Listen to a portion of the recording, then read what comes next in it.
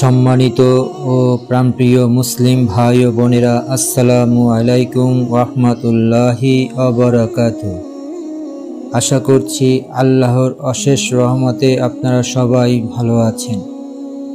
আজকের বিষয়সমূহ হচ্ছে নামাজ পড়া অবস্থায় মনোযোগ অভাব হলে সওয়াব বা নেকি কী পরিমাণ কাটা হয় তা আপনাদের উদ্দেশ্যে উপস্থাপন করছি।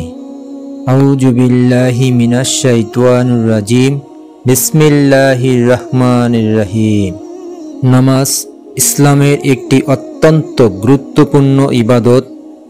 এতে কোনো ধরনের গাফলতি বা ভুল আচরণ নামাজের সওয়াব বা নেকি কমে যায়।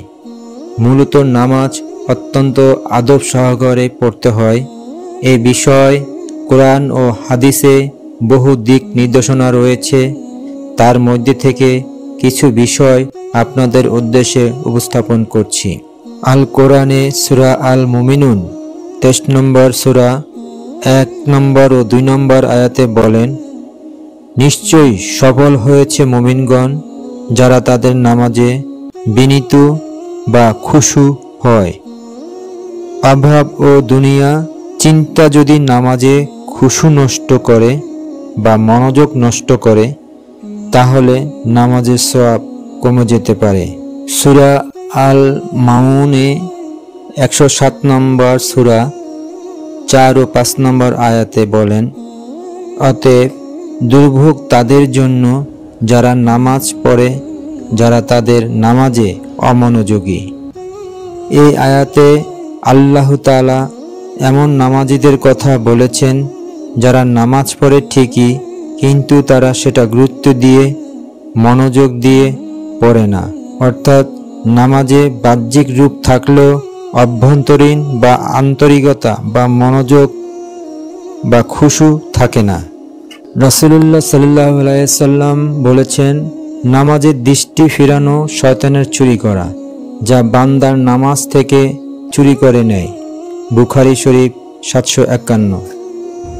রাসূলুল্লাহ সাল্লাল্লাহু আলাইহি ওয়াসাল্লাম আরেকটি হাদিসে বলেছেন, একজন ব্যক্তি যখন নামাজ থেকে ফিরে আসে অথচ তার জন্য লেখা হয় 10 ভাগের সওয়াব, কারো জন্য লেখা হয় 9 ভাগ সওয়াব, কেউ পায় 8 ভাগ, আবার কেউ 2 ভাগ, কেউ 1 ভাগ। আবু দাউদ 796। অর্থাৎ নামাজের মধ্যে যে পরিমাণ মনোযোগ ও ইখলাস হয় সেই পরিমাণ সওয়াব পাওয়া যায়। এমনকি কেহ পুরা সওয়াবের 10 ভাগের 1 ভাগ পায় যদি সে অনুযায়ী মনোযোগী হয়, আবার কেহ অর্ধেক সওয়াব পায়। এমনইভাবে কেহ 10 ভাগের 1 ভাগ হয়তো কম কিংবা অর্ধেক হয়তো বেশি পায়। এমনকি কেহ আবার পুরো সওয়াব পাইয়া থাকে, আবার কেহ মোটেও পায় না, কেননা তাহার নামাজ সেই উপযুক্ত হয় নাই।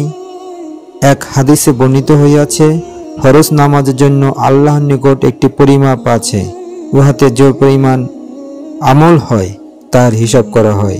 বিভিন্ন হাদিসে বর্ণিত হইয়াছে, মানুষের মধ্য হইতে সর্বপ্রথম খুশু বা মনোযোগ অর্থাৎ নামাজের একাগ্রতা উঠাইয়া নেওয়া হইবে। পুরা জামাতের মধ্যে এক ব্যক্তিকে খুশুর সহিত নামাজ আদায়কারী পাওয়া যাইবে না। জামে সাগীর। পরিশেষে বলবো, আল্লাহ চাচ্ছেন আমরা যেন নামাজে কেবল শারীরিকভাবে না থাকি, বরং মন ও অন্তরও যেন সম্পূর্ণরূপে উপস্থিত থাকে। খুশু বা মনোযোগ অর্জন করার চেষ্টা করা উচিত। হারানো হলে আবার মনোযোগ ফিরিয়ে আনা, এটাই চেষ্টা করা উচিত। আল্লাহ তাআলা যেন এই বিষয়ের উপরে আমাদের সকলকে আমল করার তৌফিক দান করেন। আমিন।